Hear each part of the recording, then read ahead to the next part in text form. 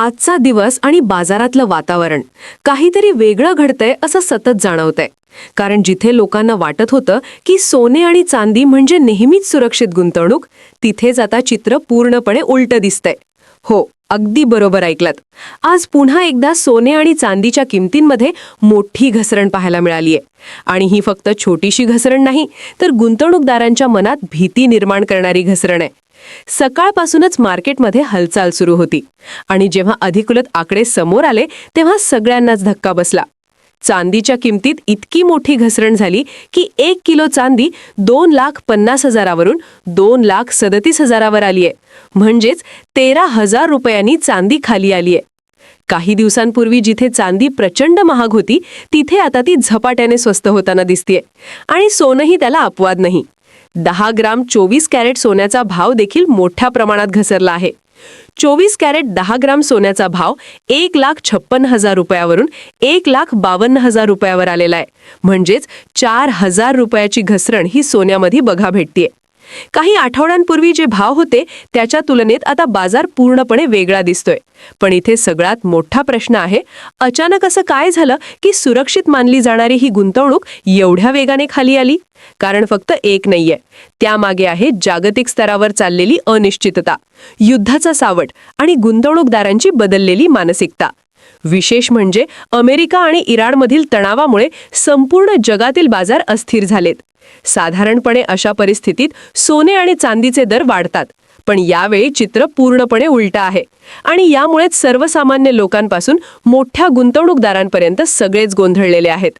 सुरुवातीला वर्षाच्या सुरुवातीला सोन्याने जबरदस्त वाढ दाखवली होती. डिसेंबरच्या शेवटी जिथे भाव होते तिथून जानेवारीमध्ये एका महिन्यातच प्रचंड उडी घेतली होती. लोकांनी मोठ्या प्रमाणात गुंतवणूक केली, कारण त्यांना वाटलं की अजून वाढ होणार.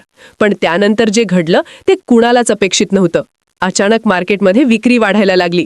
मोठ्या गुंतवणूकदारांनी त्यांच्या होल्डिंग्ज विकायला सुरुवात केली. आणि जिथे सप्लाय वाढतो तिथे किंमत खाली येणं स्वाभाविक असतं. हाच नियम इथेही लागू झाला. आणि मग सुरू झाली घसरण.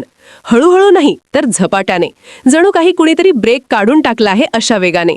आणि यामुळेच आता प्रश्न निर्माण झालाय की ही घसरण इथेच थांबणार आहे की अजून खाली जाणार आहे.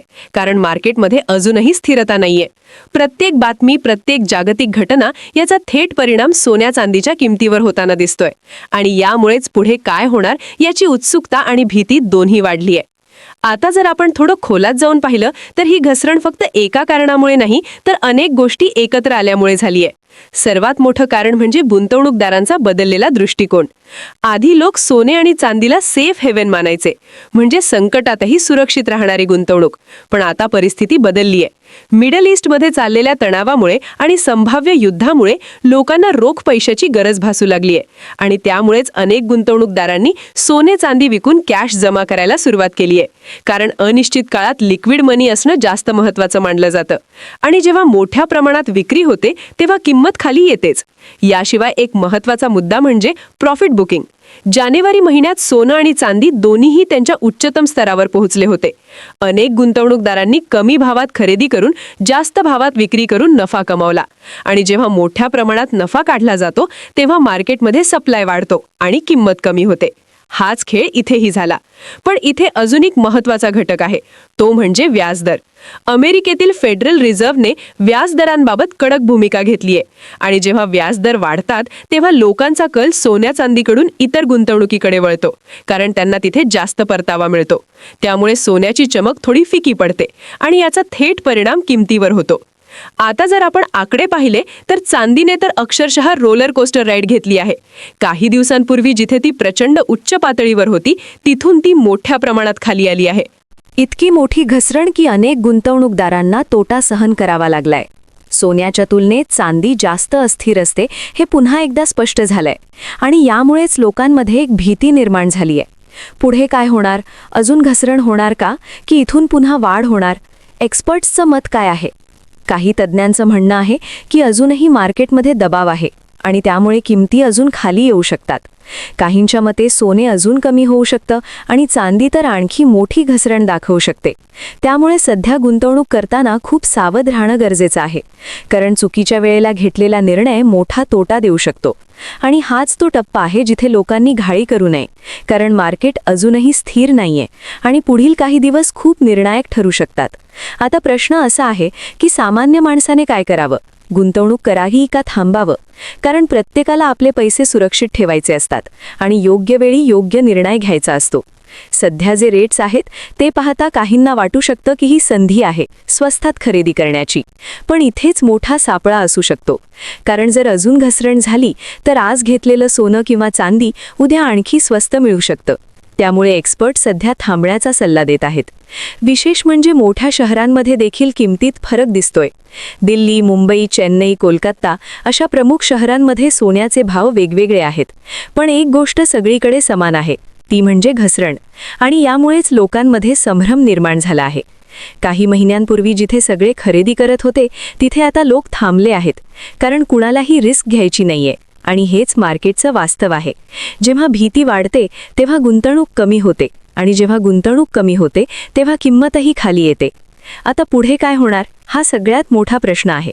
काही तज्ज्ञांचं म्हणणं आहे की अजून काही काळ मार्केट अस्थिर राहील आणि त्यानंतरच स्पष्ट दिशा मिळेल. त्यामुळे सध्या संयम ठेवणं खूप महत्त्वाचं आहे, कारण मार्केटमध्ये घाई करणारा माणूस बहुतेक वेळा नुकसान करतो आणि जो योग्य वेळेची वाट पाहतो तोच जिंकतो. आता इथपर्यंत आपण पाहिलं की बाजारात किती मोठी उलथापालथ झालीये, पण खरी गोष्ट इथूनच सुरू होते. कारण जे दिसतंय ते पूर्ण सत्य नसतं आणि जे घडणार आहे ते अजूनही अनेकांच्या लक्षात आलेलं नाही. कल्पना करा, तुम्ही काही महिन्यांपूर्वी सोनं किंवा चांदी घेतली असेल आणि आज अचानक तुम्हाला कळतं की त्याची किंमत हजारोंनी कमी झालीये. मनात पहिला विचार काय येईल? थांबू का की लगेच विकून टाकू? आणि हाच तो क्षण असतो जिथे बहुतांश लोक चुकीचा निर्णय घेतात. कारण मार्केटमध्ये सगळ्यात मोठा शत्रू असतो तो म्हणजे घाई आणि भीती. आज अनेक छोटे गुंतवणूकदार घाबरून विक्री करत आहेत, कारण त्यांना वाटतं की अजून घसरण होईल. पण दुसरीकडे काही मोठे खेळाडू शांतपणे परिस्थिती पाहतायत. ते लगेच निर्णय घेत नाहीत, ते वाट पाहतात, कारण त्यांना माहीत असतं की मार्केट नेहमीच एका दिशेने चालत नाही आणि इथेच गेम बदलतो. तुम्ही कधी विचार केलाय का की जेव्हा सगळे लोक विकत असतात तेव्हा कोण खरेदी करतं? कारण जर सगळे विकत असतील तर खरेदी करणारा कोणीतरी असतोच. आणि हेच मोठं रहस्य आहे. मोठे गुंतवणूकदार नेहमी घाई करत नाहीत, ते योग्य संधीची वाट पाहतात आणि जेव्हा मार्केट खूप खाली येतं तेव्हा ते हळूहळू एंट्री घेतात, पण ते कधीच आवाज करत नाहीत. त्यामुळे सामान्य माणसाला ते दिसत नाही. आता जर आपण पुढील काही दिवसांचा विचार केला तर परिस्थिती अजूनही अनिश्चित आहे. मिडल ईस्टमधील तणाव, अमेरिकेची धोरणं, जागतिक अर्थव्यवस्था हे सगळं एकत्र येऊन मार्केटवर परिणाम करतंय आणि त्यामुळेच पुढील काळ खूप महत्त्वाचा ठरणार आहे. काही एक्सपर्ट्सचं असंही म्हणणं आहे की अजून एक मोठी हालचाल येऊ शकते, म्हणजेच एकतर मोठी घसरण किंवा अचानक वाढ. आणि हे सगळं ठरणार आहे जागतिक घडामोडींवर. त्यामुळे सध्या सर्वात महत्त्वाची गोष्ट म्हणजे संयम, कारण ज्याच्याकडे संयम आहे तोच या गेममध्ये टिकतो आणि ज्याने घाई केली तो बहुतेक वेळा नुकसान करून बाहेर पडतो. धन्यवाद.